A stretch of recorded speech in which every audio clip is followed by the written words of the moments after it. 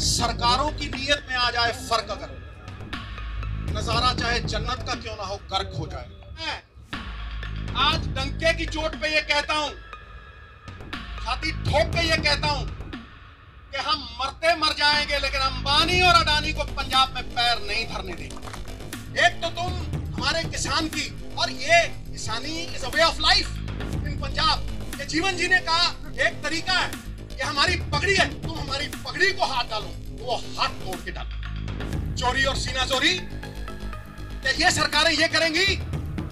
हमारे पैसे लेके तुम ये कहते हो कि हमसे लोन पे वापस ले लो। धिक्कार है ऐसी सरकार पे। गूंगी बहरी सरकार तक अगर आवाज पहुंचानी हो तो धमाका जरूरी है। मैं डंके की चोट पे कहता हूं, कोई डिबेट कर ले मेरे साथ। कोई भुखमरी का कारण ये नहीं है कि अनाज नहीं है, अनाज होता है साहब, अनाज गोदामों में होता है अंबानी और अडानी साहब के। इस केंद्र की सरकार को कहीं भी किसी को भी भेज दे और बहस कर ले, खुलेआम जहां बुलाएंगे मैं आऊंगा। यदि हार गया राजनीति सदा के लिए छोड़ दूंगा।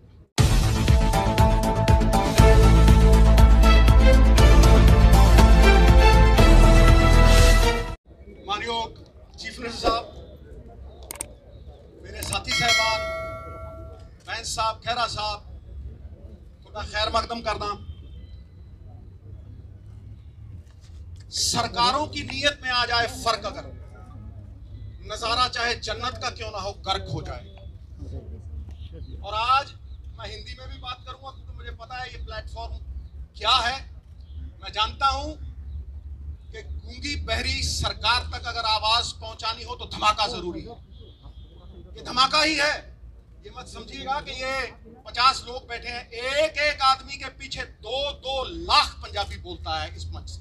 2-2 लाख पंजाबी। और अगर कोई एमपी बैठा है तो 15 लाख लोग उसके पीछे बोलते हैं। तो ये हीरे हैं, ये पंजाब के चुने हुए नुमाइंदे। मैंने बात नीयत की है, नीयत की। नीयत साहब नीति में दिखती है, और नीति सिर्फ 2 पूंजीपतियों के लिए बनाई गई है मोदी सरकार। आप अगर ये सोचते हो कि ये कानून सरकार किसानों के हक में बना रही है तो बहुत बड़ी गलतफहमी है। ये सिर्फ 2 पूंजीपतियों के हक में उन्हें रिमोट कंट्रोल देने के लिए कानून बनाए गए हैं।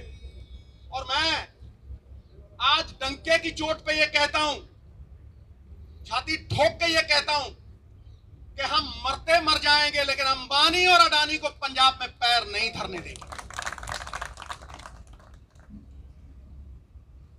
ये लीडर हैं। 100 भेड़ों के आगे एक शेर लगाओ, भेड़ें शेर हो जाती हैं, और ये शेरों के आगे बब्बर शेर है। और इनके आगे मैं बात जो करने वाला हूं वो बड़ी पते की, और यहां वाजिब है। ई नैम तो पहले भी था साहब, पहले भी ऑनलाइन ट्रेडिंग होती थी।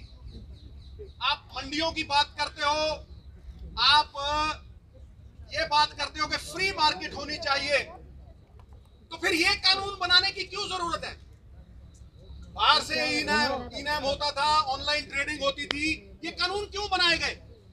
ये कानून इसलिए बनाए गए कि पंजाब के किसान के कानूनी अख्तियार, कानूनी अधिकार पूरी तरह से छीन लिए जाए। मैंने आज तक कोई ऐसा कानून नहीं देखा जो किसान को कोर्ट में जाने से रोकता है। ये वो कानून बनाया है मोदी साहब ने काला, जिससे किसान अगर उसका कोई डिस्प्यूट होता है तो वो कोर्ट में नहीं जा सकता, नंबर 1। नंबर 2, वो एसडीएम के पास जाएगा या वो डीसी के पास जाएगा, जिसका कंट्रोल सेंटर की सरकार के पास होगा। और ये चुने हुए नुमाइंदे, ये रेस जिताने वाले घोड़े दर्शनी घोड़े बना दिए जाएंगे। इन चुने हुए नुमाइंदों को नकारा कर दिया जाएगा। ये मैंने देशों में सुना था कि 1-2 कंपनियां मोनोपोली बनाती हैं, और वो मोनोपोली बना के, जैसे ईस्ट इंडिया कंपनी राज किया करती थी, वो मोनोपोली बना के राज करती हैं। ये वही हो रहा है। ये रिमोट कंट्रोल ये गोरे अंग्रेजों के हाथ में नहीं, ये काले अंग्रेजों के हाथ में दिया जा रहा है। और ईस्ट इंडिया कंपनी की तरह ये पूरे का पूरा कंट्रोल बनाने के लिए अंबानी और अडानी के हाथ में देने की यह साजिश है। उसका प्रमाण है 17 लाख करोड़ रुपए के एनपीए हैं, बैंकों को लुटा दिया। 17 लाख करोड़ रुपए के एनपीए आपने सारे बैंक लुटा दिए, किसी एक पे कार्रवाई हुई? पिछले से पिछले साल 5 लाख करोड़ रुपया आपने टैक्सों का छोड़ा। इन बड़े बड़े कॉर्पोरेट्स को वो जब पैसे छोड़ते हो टैक्सों के 5-5 लाख करोड़ रुपए, तो आप कहते हो इंसेंटिव, और गरीब किसान को अगर 4 पैसे देते हो तो उसको कहते हो सब्सिडी। वाह वाह, 17 लाख करोड़ के एनपीए। पूछिए मोदी सरकार से क्या जवाबदेही बनाया है किसी को? 5 लाख करोड़ रुपए के रेवेन्यूज फोरगॉन बजट में आते हैं। ये तिवारी साहब बैठे हैं, एमपी साहबान बैठे हैं, रेवेन्यूज फोरगॉन। वो रेवेन्यूज फोरगॉन आप छोड़ते हो, वो इंसेंटिव। और किसान की जो बनी बनाई इनकम थी, किसान क्यों डरा हुआ है? किसान इसलिए डरा हुआ है कि उसकी लागत बढ़ रही है, उसके खर्चे बढ़ रहे हैं, पेस्टिसाइड के ऊपर खर्चे बढ़ रहे हैं, पेट्रोल की कीमत बढ़ रही है। लेकिन जो उसकी अश्योर्ड इनकम थी, आज मोदी सरकार वो अश्योर्ड इनकम को छीन रही है। पॉइंट नंबर 2, ये पहला था। Point number 2, this is an attack on the federal structure of India. ये हमारे संघीय ढांचे के ऊपर एक अटैक है। It impinges and impedes on the spirit of the constitution. ये कॉन्स्टिट्यूशन की स्पिरिट पे, हमारी आत्मा पे ये आघात है।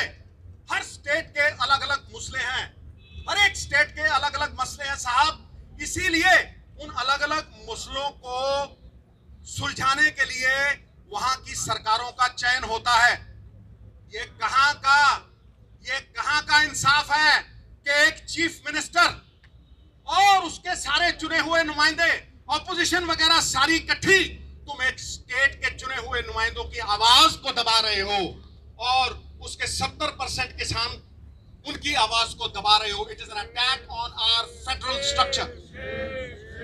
फेडरल स्ट्रक्चर पे ये जो अटैक है, इसके बारे में मैं पूरी तरह से पुरजोर विरोध करता हूं। और प्रियम्बल में एक वर्ड आता है फ्रेटर्निटी। फ्रेटर्निटी का क्या मतलब है? फ्रेटर्निटी का मतलब है कि हम आपसी भाईचारे में बंधे हुए हैं, हम पारिवारिक सांझ में बंधे हुए हैं, और वो यूनिटी इन डाइवर्सिटी। हमारी भाषाएं अलग हैं, हमारी भाषाएं अलग हैं, हमारा कल्चर अलग है, लेकिन फिर भी हम एक हैं।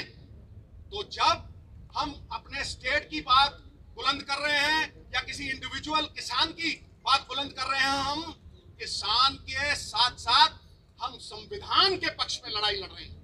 हम आज संविधान के पक्ष में खड़े हैं, अपने फेडरल स्ट्रक्चर के पक्ष में खड़े हैं। एकता तो जेल की भी होती है, लेकिन साहब ये जेल की एकता नहीं है, ये आपसी भाईचारे की, हिंदुस्तान की एकता है। ये यूनिटी इन डाइवर्सिटी है, और वो संजीदगी से लेने वाली बात है। जो लोग, और मैं प्राइम मिनिस्टर साहब को कह रहा हूं, जो लोग वन नेशन वन मार्केट की बात करते हैं, वो पंजाब के चुने हुए नुमाइंदों की और एक चीफ मिनिस्टर की आवाज को दबा रहे हैं और कुचल रहे हैं। कि हम कभी बर्दाश्त नहीं करेंगे।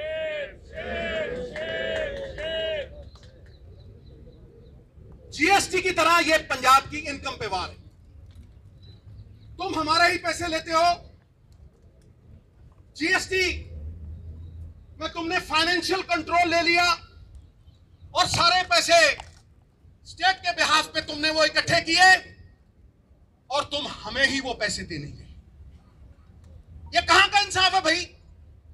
चोरी और सीना चोरी। क्या ये सरकारें ये करेंगी? हमारे पैसे लेके तुम ये कहते हो कि हमसे लोन पे वापस ले लो। धिक्कार है ऐसी सरकार पे। काहे का फेडरल ढांचा, फिर काहे की आपसी भाईचारक सांझ? और तुम इकोनॉमिक ब्लॉकेड लगाते हो। I am using the word economic blockade.